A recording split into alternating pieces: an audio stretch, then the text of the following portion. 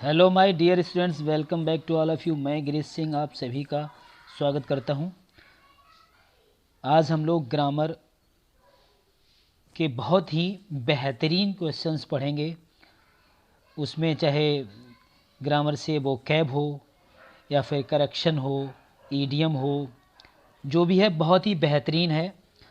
और बेहतरीन से मेरा मतलब ये होता है कि एग्ज़ाम में जो पूछा जाता है, आप किसी भी कॉम्पिटिटिव एग्ज़ाम की भी यदि तैयारी करते हैं तो भी आपको ये वीडियो देखना चाहिए। खासकर सुपर टेट के जो मेरे भाई बहन हैं उन्हें ये मेरे 12th के सारे वीडियोस देखने चाहिए, क्योंकि सुपर टेट में 12th का और हाई स्कूल का बहुत कुछ आता है। तो मैं हाई स्कूल और 12th के जो वीडियोस हैं ग्रामर के वो डालता रहता हूँ, तो प्लीज़ उन्हें पूरा वीडियो देखना चाहिए, देखें पूरा वीडियो, ताकि उन्हें जो फ़ायदा हो। और उम्मीद करता हूँ कि उनकी जॉब लगे। ठीक है, तो चलिए यहाँ से शुरू करते हैं। पहला सेंटेंस देखते हैं। सबसे पहले लिखा that is contrary to law. यहाँ पर करेक्ट ऑप्शन हमें चूज करना है। ये ऑप्शन आपके दिए गए, that is contrary to law, जो लॉ के कॉन्ट्ररी होता है, तो उस इसके लिए सही मीनिंग इनमें से कौन सी है। इस पूरे सेंटेंस को जो एक्सप्रेस करती हो, मतलब वन वर्ड टाइप का दिया गया एक्सप्रेशन, इसका एक्सप्रेशन इसमें से किस में आएगा ये आपको पता करना है। That is contrary to law. तो यहाँ पर आप समझ लें, देखिए इलीगल, आप जानते हैं जो लीगल का अपोजिट होता है उसे इलीगल कहते हैं। वैग्यू मतलब जिसको हम अस्पष्ट कहते हैं, अनक्लियर कहते हैं, वो वैग्यू होता है। इलिसिट का मतलब होता है नाजायज, मतलब ये कुछ कुछ मैच इससे कर रहा है। वायोलेंट का मतलब होता है हिंसक। और यहाँ जो पूरा एक्सप्रेशन है वो कह रहा है जो लॉ के कॉन्ट्ररी होता है, जो नियम के विरोध में होता है, जो नियम के अपोजिट में होता है, वो होता है गैर कानूनी। इलीगल बोलते उसे, इलीगल बोलते कि नहीं। तो आपका यहाँ पर ए ऑप्शन सही हो जाएगा। ठीक है, ऑप्शन में आए तो भी आप अपना समझें, और नहीं अगर ऑप्शन में नहीं आता है तो इसको याद करें। चलिए आगे देख लेते हैं। That which is not corrected, जिसको हम करेक्ट नहीं कर सकते। इस एक्सप्रेशन, इसका एक्सप्रेशन हमें इन मीनिंग्स में देखना है। तो इनकॉरिजिबल या इनडोमिटेबल या अनलॉफुल या वैग्यू। तो इनकॉरिजिबल का मतलब होता है जिसमें सुधार नहीं किया जा सकता, वही लिखा है विच इज़ नॉट करेक्टेड। तो इनकॉरिजिबल, करेक्ट को हम कॉरेजिबल से मैच कर देंगे। देखिए CORR, अगर ऑप्शन में है तो आप इस तरह से मैच कर सकते हैं। तो विच इज़ नॉट करेक्टेड होता है इनकॉरेजिबल, जिसमें सुधार की गुंजाइश नहीं होती है। ठीक है, आगे देखते हैं। What are you doing since morning, इसमें करेक्शन करना है। What are you doing since morning, correction बताइए क्या करेक्शन होगा। समझ लिया होगा इतनी देर में आपने, यदि आपको आ रहा होगा, नहीं आ रहा है तो समझिए। देखिए सिंस मॉर्निंग जब वो कह रहा है, शब्दों को पकड़ेंगे। सिंस मॉर्निंग जब वो कह रहा है तो फिर आर क्यों बोल रहा है। जब सिंस मॉर्निंग दिया गया तो यहाँ पर भी तो हेल्पिंग वर्ब आ जाएगी। क्या आ जाएगी, यहाँ हेल्पिंग वर्ब लग जाएगी हैव। हैव के बाद यू फिर हो जाएगा बीन। तो आपका सेंटेंस बनेगा what have you been doing since morning. इस तरह से आपका पूरा सेंटेंस बनेगा जाकर। ठीक है, नेक्स्ट में देखते हैं। This news is very good to be true, इसमें करेक्शन करना है। बताइए मेरे प्यारे बच्चों यहाँ पर क्या करेक्शन होगा।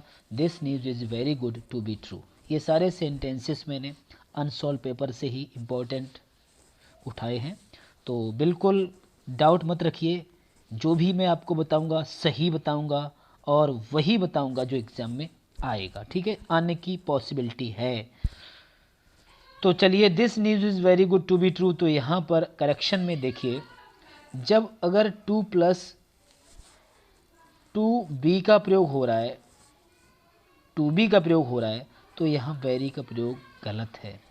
यहाँ वेरी की जगह आपको एडवर्ब लिखना होगा। तो वेरी की जगह TOO आ जाएगा, तब आपका यह करेक्शन होगा। ठीक है, तो सेंटेंस बनेगा this news is too good to be true. Okay, आगे।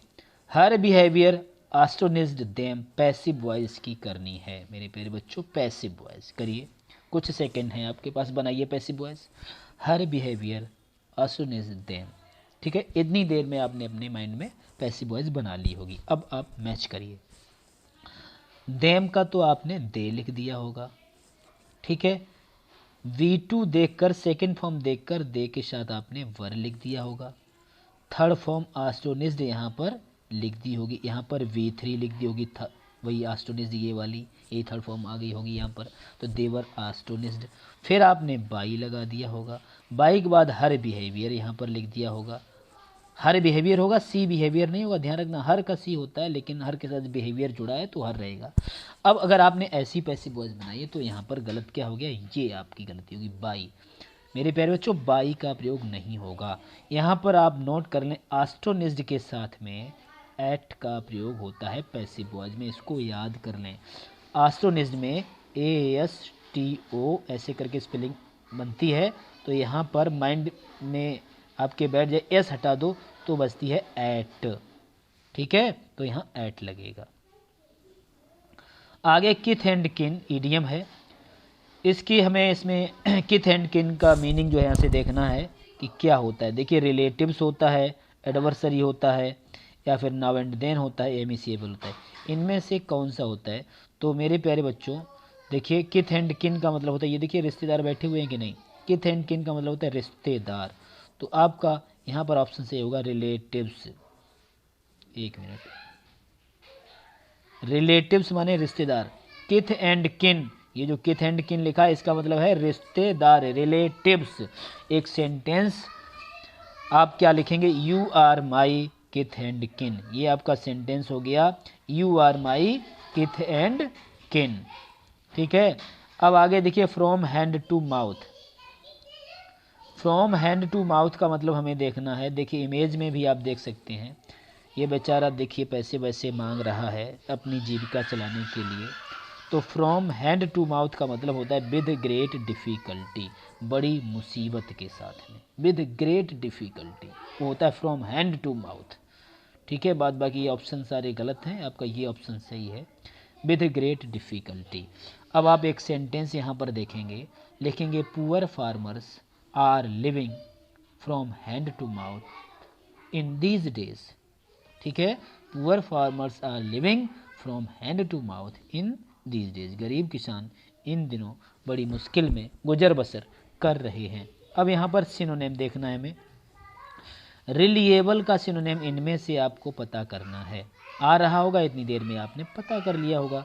रिलिएबल, तो रिलिएबल का होता है मेरे प्यारे बच्चों ट्रस्ट वर्दी, इसका मतलब भरोसेमंद, रिलिएबल भरोसेमंद, ट्रस्ट वर्दी, सारे इंपॉर्टेंट हैं, मोस्ट इम्पॉर्टेंट वर्ड्स हैं, किसी भी एग्ज़ाम में पूछे जा सकते हैं, सुपर टेट में भी, 12th में भी, एयरफोर्स में भी, कहीं भी, रिलिएबल ट्रस्ट वर्दी, ठीक है।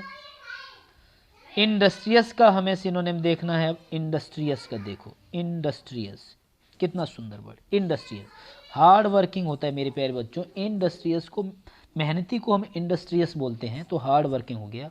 और ये बाकी सारे ऑप्शन गलत हैं। कुछ पूछना हो तो आप कमेंट में मुझसे पूछ भी सकते हैं, ठीक है। तो ये आपका रहा बहुत बेहतरीन सा वीडियो आपके लिए, उम्मीद करता हूँ कि आपको समझ में आया होगा, ठीक है।